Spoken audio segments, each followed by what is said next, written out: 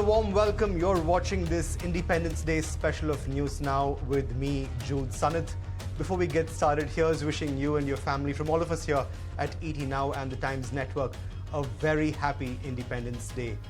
What a historic day as Prime Minister Modi also scripts history by making his longest Independence Day speech ever at about 103 minutes. This beat his previous record by around 5 minutes, which of course was 98 minutes at one of his previous speeches. But a lot to unpack there from the Prime Minister's speech, and to join us to discuss all of this and more, I am joined by former Indian Ambassador Ashok Sajjanhar. Ambassador Sajjanhar, great to have you with us on the broadcast as always. The Prime Minister there delivering yet another long Independence Day speech, but so much in there really, especially at this time and place that we find ourselves, be it the geopolitical situation, the domestic political situation, and of course, a lot that India has been going through, especially in the eventful 2 months or so that we've had. Firstly, happy Independence Day to you, Ambassador. Take it away. Key takeaways from the Prime Minister's speech.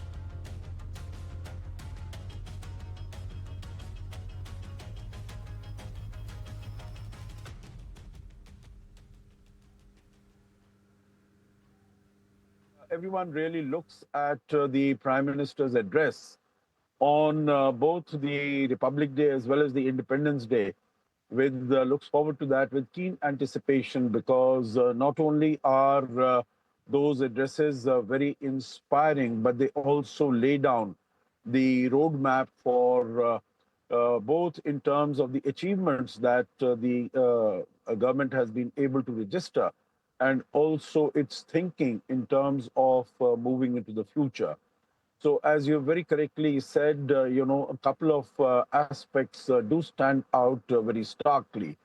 And the most important is, of course, a message to the world, a message to Pakistan about resorting to terrorism against India, that India is not going to take terrorist attacks on its soil lying down.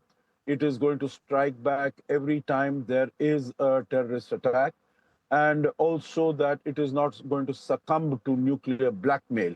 The sort of statements that have been coming from the Pakistan Army chief from the soil of the United States. And India has made it very clear, even earlier also through statements from the official spokesperson of the Ministry of External Affairs.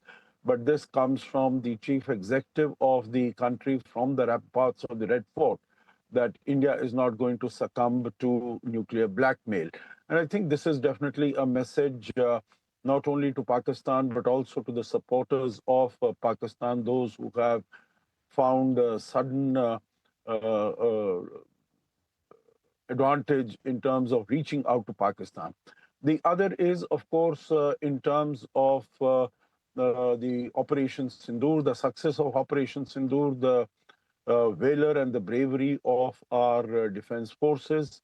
Also in terms of Atmanirbharta, in terms of self-reliance, how this is really going to pave the way for a Viksit Bharat 2047, in terms of getting Atmanirbhar in the area of defense particularly, which has stood India in very good stead during the recent operations. And India will continue to move towards that. And I think the second big takeaway is in terms of the fact that India is not going to bow down to the pressures that it has been, that it is facing for the last few months, more particularly last few weeks, for these additional tariffs that have been imposed on India, totally unreasonably, totally unjustified, and uncalled for, because India has been acting in national interest, both in terms of its imports of Russian oil. Also, these imports are benefiting the whole world, because India is refining that oil and has been providing to the European Union and also to the United States. So it is totally unjustified what the United States has done. There are other more significant importers of energy, of fuel from Russia. China is there, Turkey is there, European Union is there. even United States is there. Without mentioning all these details, of course, the Prime Minister has very categorically stated that there is going to be no compromise on the as far as the interests of our farmers are concerned, our small scale and medium scale industries are concerned. So I think all in all, a very comprehensive address to the nation, which is relevant not only to the countrymen who are in the country, but the Indian diaspora living outside. Right. Also, a very strong message to the people, to the global community, to the international community about India's Right. resilience, India's determination, and India's commitment to safeguard its national and strategic interests. Right. Ambassador, let's just unpack this bit by bit and break it down, if you will. Let's start with that message on terror. A very significant one, no doubt, especially given the events of the last few months. Now, put this in perspective, if you will, for some of our audiences. How much of a departure is it to previous stances on terror, especially on the occasion of, let's say, an Independence Day or a Republic Day, that a previous Prime Minister has taken? I know for a fact that India has been at war with Pakistan 3 times in the past. Then you have the Kargil conflict as well. But a strong message on terror from the ramparts of the Red Fort. Is this a first of sorts that we've been seeing in terms of possibly a strict and strong message that the chief executive sends out on an occasion like Independence Day? Put this in perspective for me, if you will, Ambassador. You know, in terms of the message, an excellent question. In terms of the message, maybe, similar messages might have gone out, but I think we have to see which is the government, which are the administrations, which are the establishments in the past which have really walked the talk. And you will find that, of course, there were statements that were made even after 26/11 that, we had put our army on alert for a very long time, and it was thought that there might be some action that India might take. You would recall that at that time there was incontrovertible evidence that Pakistan was behind the 26/11 attacks. But even after uh, all that saber rattling and all that threatening noises that were being made, nothing was really done. And I think this brought out India as a rather weak and ineffective power, because India had also the support of the global community behind it, but it was not really able to translate it into action. But we have seen that in more recent years, whether it was with the Uri in September 2016, when surgical strikes were launched on Pakistan, whether it was with the Balakot strikes in February 2019 to respond to the Pulwama massacre that took place, in which 44 of our CRPF Jawans were martyred.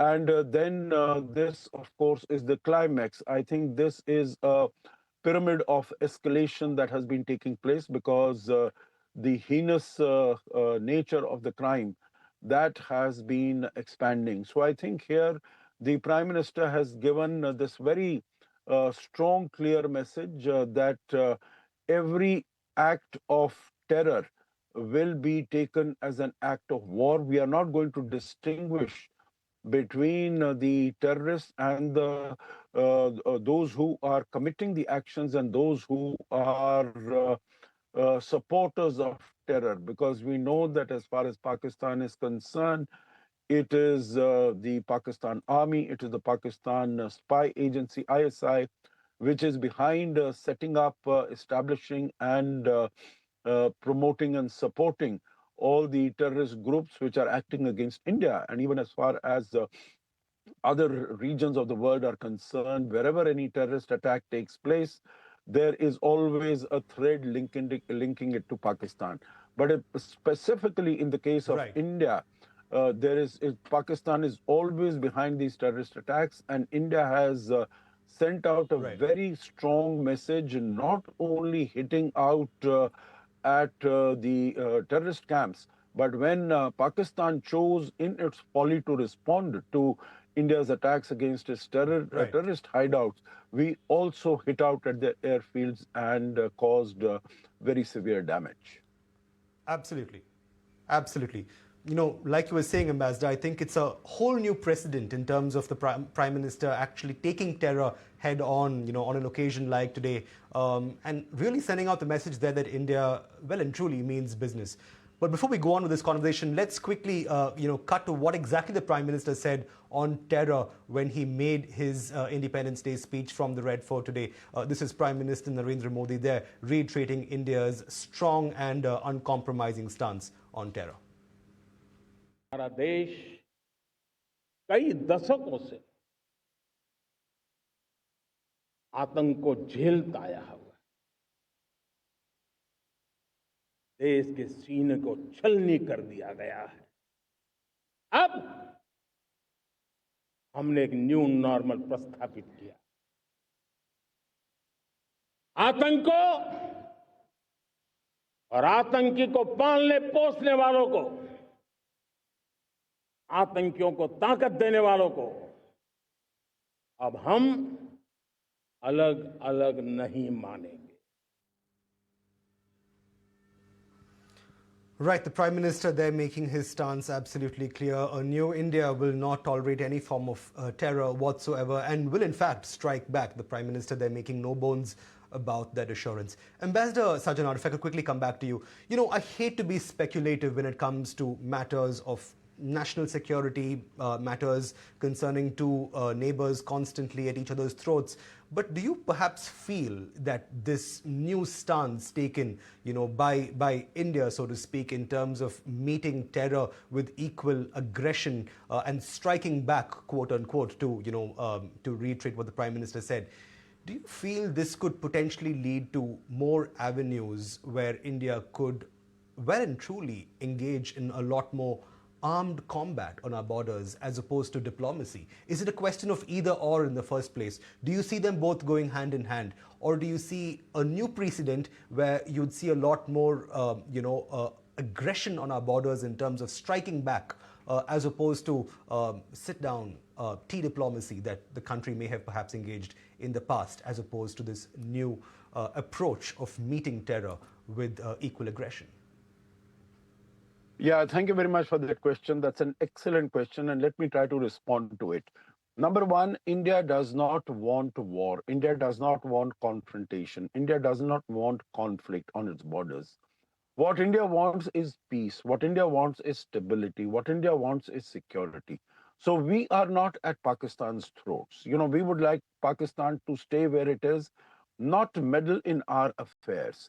And you would have seen that all the wars right from 1947, they have all been instigated by Pakistan. It is not India that has gone at Pakistan trying to settle scores or trying to take POK or something. No, we are basically interested that we work on the development, on providing a better life, better standard of living, better wellness as far as our people are concerned. And I think our focus on that has been showing results. You would recall that, in 2000, India's economy was just a few times more than that of Pakistan. Today, we are more than 11 times more, our economy, the size of our economy is more than that of Pakistan. So definitely, we are not interested in war or conflict. But if there is an attack on our national integrity and sovereignty, then we are going to respond. So, this is a message of deterrence that you cannot take it that you might do a Kargil, you might do a 26/11, etc., etc.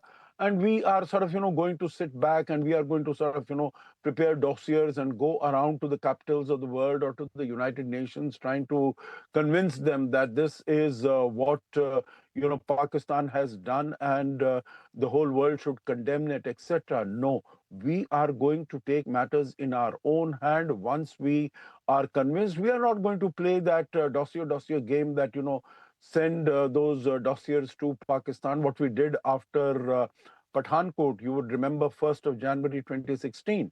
And we invited even a representative from the ISI team from Pakistan to come and have a look and have a joint investigation. What was the result? Zilch, nothing at all. Because Pakistan always will live in denial.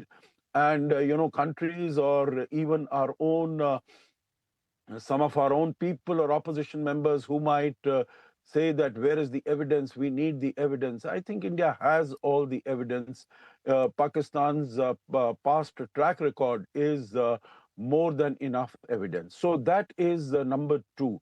Number three is that, this is the messaging should be very clear. There should be no doubt about it as to what India's response is going to be.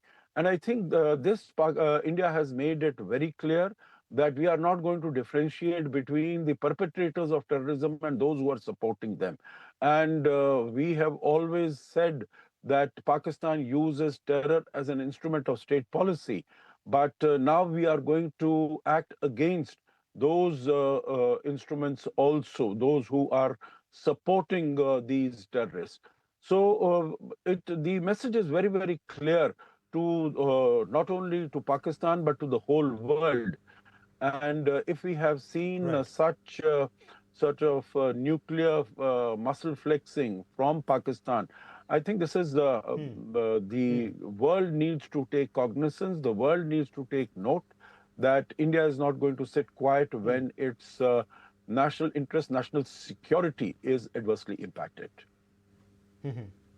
Right. And Ambassador, speaking about deterrence itself, another big statement coming from the Prime Minister is his reiteration of support for the revocation of the Indus Water Treaty, emphasizing there that Indian waters will only be used on Indian lands and for Indian farmers. Do you see this change or this revocation rather, vis-a-vis the Indus Water Treaty here to stay? Do you see this as part of the medium to long-term approach that India will take vis-a-vis Pakistan insofar as dividing up the Indus waters are concerned? No, absolutely. Let me also, while responding to this question, go back to another comment that you had made, another question that you had raised, whether it's going to be diplomacy or is it going to be confrontation. I think definitely we are, as I said earlier, we are definitely for diplomacy, but there are very strong conditions for that, meaning diplomacy and terror cannot go together. And this is the message that India has given to Pakistan, that talks and terror will not go together. If Pakistan wants discussions on issues of bilateral nature, then it has to stop terror. And the messaging that has gone out from India very clearly is that if Pakistan has to, it cannot negotiate while keeping a gun on at India's head. So definitely, if the only aspects on which India is going to discuss with Pakistan are, number one, how to stop terror, and the second is to take back the POK, the Pakistan occupied Kashmir, from Pakistan. These are the only two issues, and Pakistan will have to stop terror for relations to normalize. Now, coming to what you have mentioned about the Indus Waters Treaty, again, the message has been very clear. We have, so far, we had put it in abeyance because we have said unless and until Pakistan irrevocably goes back on its stance of using terror as state policy, as an instrument, there is going to be no further rethinking on this particular issue. And this is exactly the comment that has come from, there is a judgment from the Permanent Court of Arbitration that has come just 2 days ago. India has completely rejected it because there is no locus standi that this body has. There is a neutral expert that is working on it. In any case, India has put the treaty in abeyance and will continue to use the waters of all the 6 rivers of the Indus for the benefit of the Indian people and the Indian farmers and Indian agriculture.